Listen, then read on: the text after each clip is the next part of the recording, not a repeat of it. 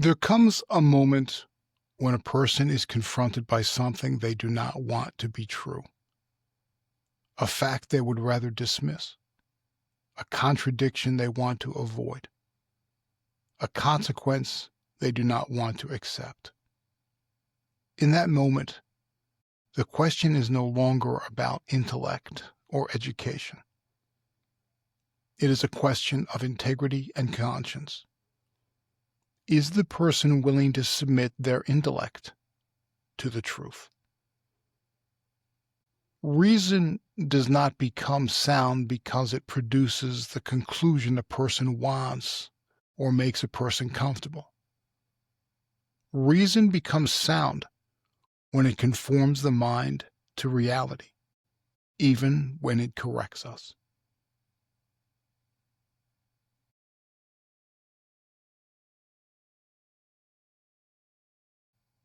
Welcome to the Quiet Interior with Jerry. My name is Jerry. This is a contemplative podcast on silence, truth, sound reason, conscience, and the interior life. Throughout these first episodes, we have been moving through a deliberate interior progression. We began with noise and what the constant stream of noise does to the human person over time. We talked about what a person hears first when the noise stops. We discussed clarity and discovered that clarity is not enough. We talked about what a person does with what they hear, because hearing truth is one thing, living it is another. In the last episode, we explored scientism, a philosophical ideology that reduces human knowledge to what can be observed, measured, quantified, and tested by scientific methods. Science is a necessary means of investigating the physical world.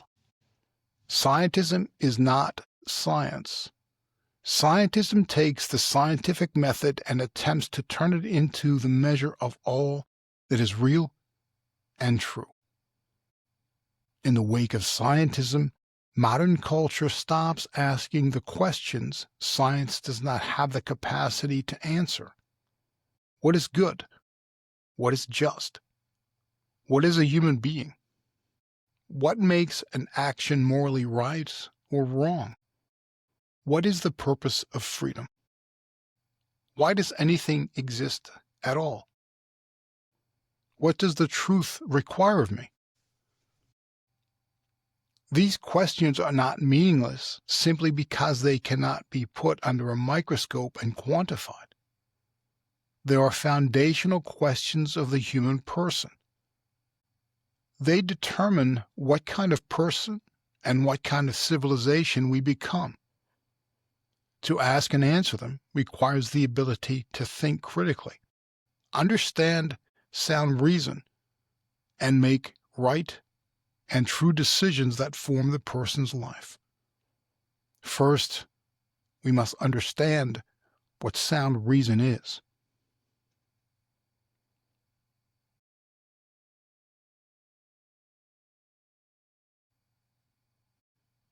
We use the word reason casually. We say, I have my reasons. But having a reason for something is not the same as reasoning soundly. A person can have reasons for resentment, for dishonesty, for refusing correction, reasons for holding a belief that contradicts reality. Having a reason does not prove that the reason is true, moral, or sound. Sound reason is not the ability to construct an argument for whatever we already want. It is the disciplined use of the intellect in pursuit of what is true. Its first act is not self-expression. Its first act is attention. It looks into reality and asks, what is there? What do I know? How do I know it? What follows from it? What assumptions am I bringing to it? Does my conclusion contradict what is already known to be true? The mind does not create reality by naming it. The mind receives reality, examines it, and forms a judgment about it. That judgment may be correct, partly correct, or false. Sincerity does not eliminate that distinction. A person can be sincerely mistaken. A culture can become collectively mistaken. A false idea can be repeated by millions of people and remain false. Truth is not decided by volume, speed, repetition, popularity, or political force. It is not created by consensus. Truth is the conformity of the mind to what is. Sound reason is the disciplined movement by which the mind seeks that conformity. This is why disagreement is not settled by intensity of feelings or opinions. If someone disagrees with a conclusion, the proper response is not outrage, ridicule, or accusation. The response must be a sound argument, show the false premise, identify the contradiction, present the missing evidence, demonstrate that the conclusion does not follow. Truth does not fear examination, nor does it surrender to emotion.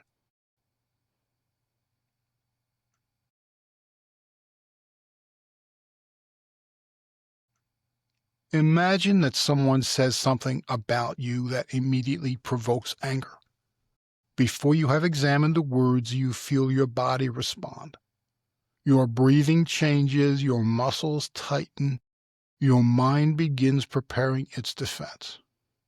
The emotion is real, but it has not told you whether the statement is true. It tells you that something within you is causing a response. It may be an injustice, a misunderstanding. It may be an old wound. It may also be a truth you do not want to hear. Emotion is a signal. Reason examines what that signal means. Modern culture teaches to reverse that order. If an idea offends, the idea is called false. If a claim provokes fear, the claim is treated as urgent and unquestionable. If a message produces moral outrage, outrage becomes evidence. But emotion is not a judge, a jury, or a verdict. Emotion is a part of the human person.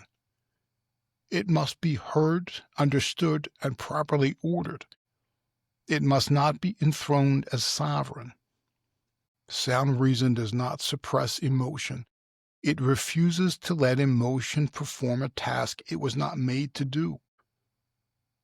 Anger does not determine whether a premise is true. Fear does not establish moral obligation. Desire does not make a contradiction disappear. Compassion does not make a bad act good. Discomfort does not turn truth into falsehood. This is one reason silence matters.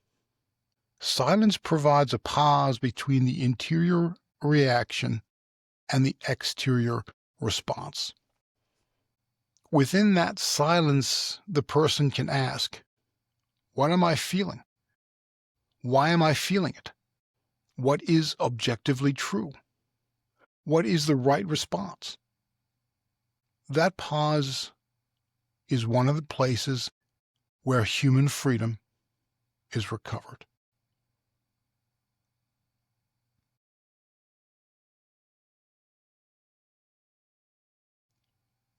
Long before the modern scientific age, the ancient Greek philosophers understood that reason was not merely a tool for winning arguments. It was essential to the formation of the human person. Socrates did not present himself as a man who possessed every answer. He questioned. He exposed assumptions. He revealed contradiction. His method required a person to discover that confidence and knowledge are not the same thing. That remains one of the first demands of sound reason. I must be willing to discover that I do not know what I thought I knew. Plato saw the human soul as requiring order. Reason was not meant to become the servant of appetite. Desire was not meant to seize command and employ the intellect to justify whatever it wanted. Reason was meant to recognize the good and govern the person toward it. When appetite rules reason, the person may remain clever, but cleverness is not wisdom. A clever person can become skilled at rationalizing a disordered life. Aristotle carried this into the formation of character. He asserted that reason was not complete when it remained an idea. It had to enter action. Practical wisdom is the ability to judge rightly about what should be done. Virtue forms the mind and conscience so that the person chooses the good consistently. A person becomes just by doing just acts. A person becomes courageous by choosing courage rather than fear. A person becomes temperate by ordering desire. Sound reason is not concerned only with whether an argument is valid. A person may reason correctly about an abstract problem and still refuse to live accordingly. Sound reason must form judgment. Judgment must direct choice. Choosing what is right and good repeatedly forms coherence and character.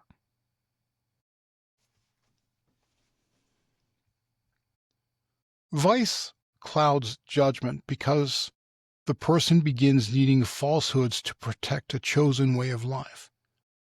Virtue strengthens judgment because the person becomes willing to see reality without negotiating with it. This is human formation. The human person is formed not only by knowledge, but by repeated choices in response to that knowledge.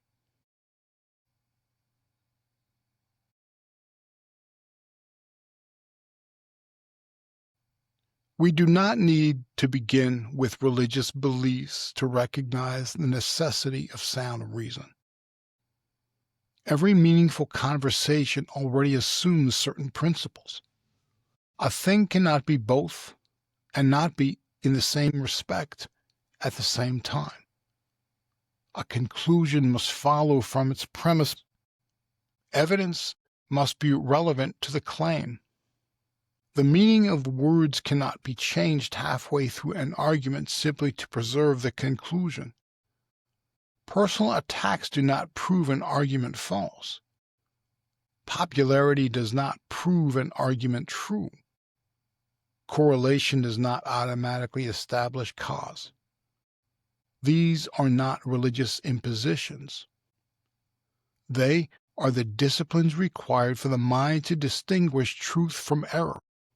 In ordinary life, sound reason is the capacity to distinguish fact from interpretation, evidence from assumption, test whether a conclusion follows logically, recognize contradiction, consider evidence that challenges a preferred belief, delay judgment when the facts are insufficient, order emotional reactions rather than instantly obeying them, revise a conclusion when reality proves it wrong, and choose the good even when desire pulls elsewhere. This is what it means to learn how to think. Rather than being told what to think, it does not mean being told which approved opinions to repeat in support of a popular belief or ideology. It means acquiring the interior discipline to examine a claim, follow the evidence, test the reasoning, and accept the conclusion that is true. A culture that only tells people what to think does not form mature minds. It produces dependence. People learn which words to use, which conclusions to announce, and which emotional reactions will be rewarded. They are not taught how to examine the premise beneath those conclusions. A person can be well informed about many opinions while remaining uncertain of how to know what is true. Modern culture possesses vast amounts of information while remaining void of wisdom. A person who cannot distinguish truth from rhetoric becomes easy to manipulate. The art of knowing how to think is not an academic luxury. It is a part of the defense of human freedom and the human person.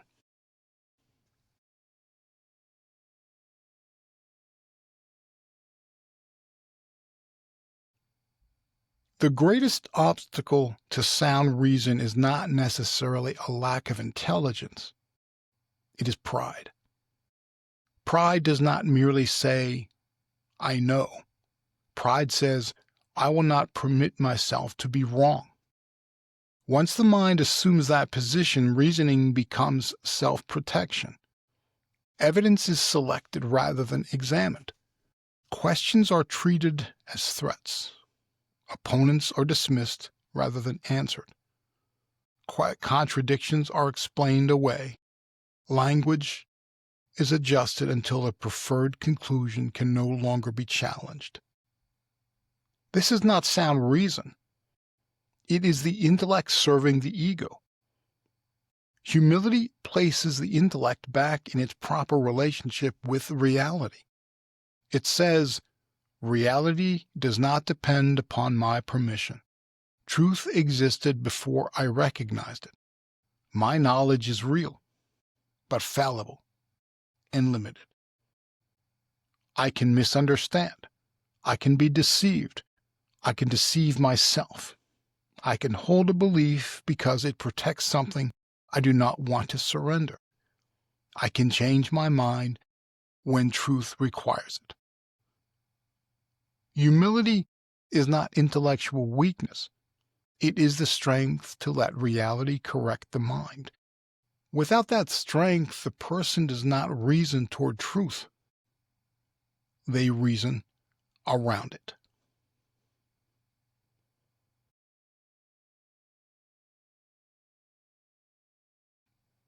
In Catholic Christian theology, reason is not an enemy of faith.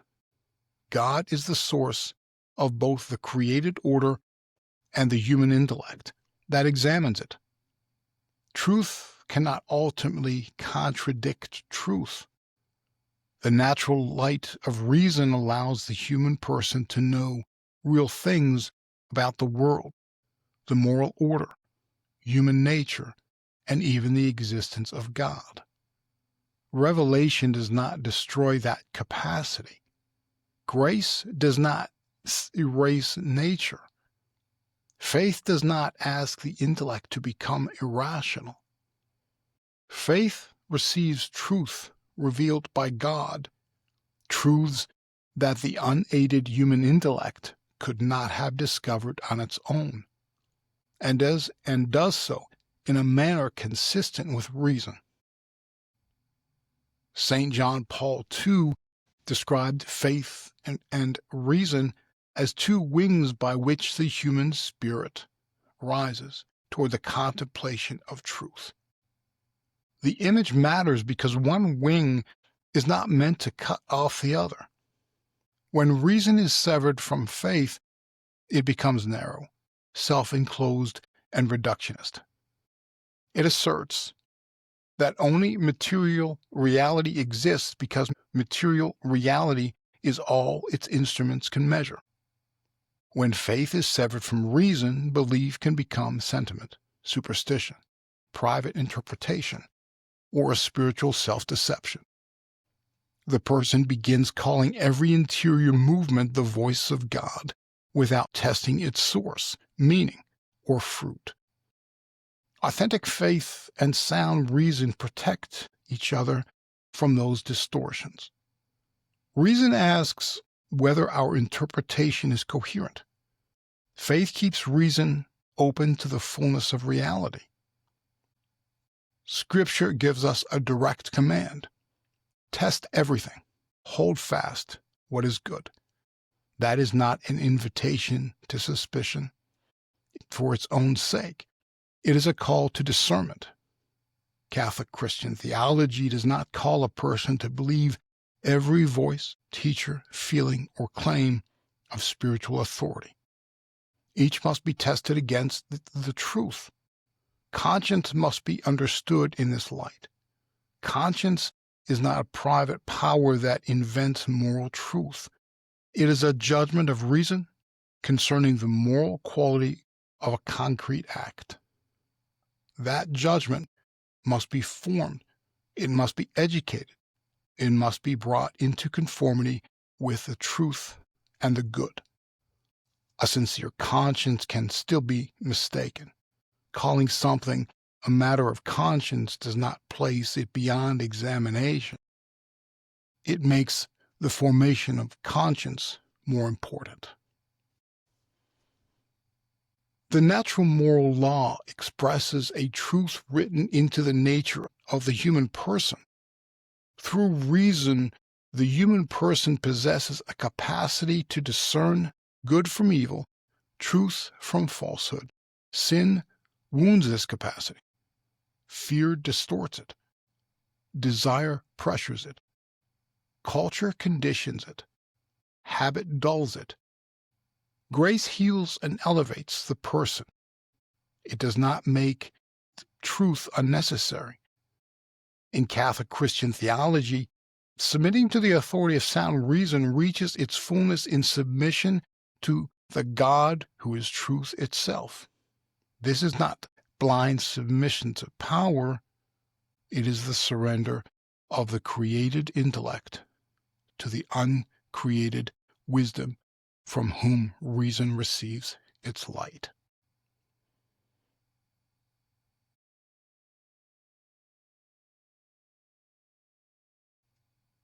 We can now bring these strands together.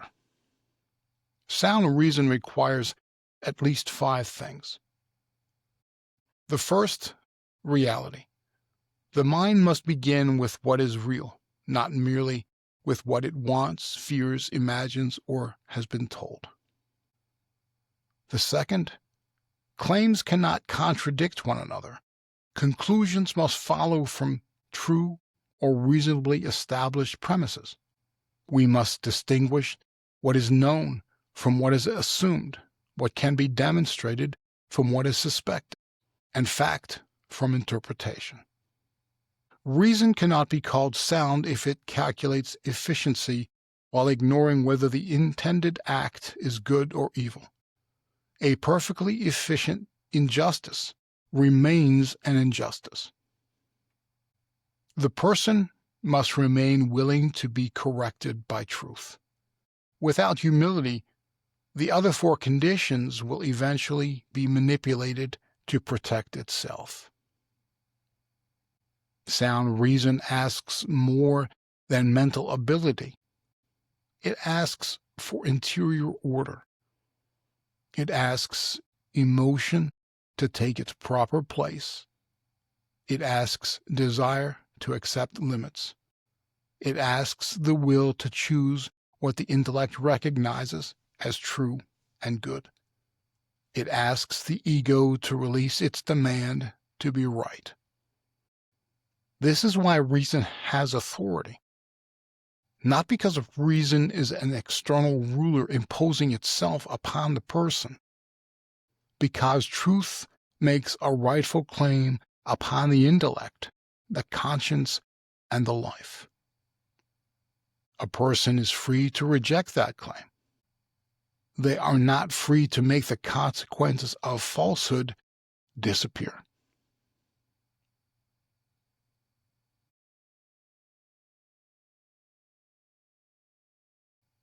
What happens within? Think of one belief you hold tightly, not a belief you hold calmly, one you defend instantly, one that touches your identity, your past, your choices, or the life you have built. Now ask yourself, why do I believe this? What evidence supports it? What assumptions lie beneath it? Have I seriously considered what might disprove it? Does it contradict something I already know to be true? Am I defending the truth or defending myself from it? There is no shame in discovering that you have been wrong. The shame lies in recognizing truth and refusing it, because the cost of change appears too great. Sound reason does not humiliate the person who submits to truth. It frees them from the exhausting work of protecting what is false. That freedom has a threshold. Truth must be permitted to correct you, to form you, to direct the way you live.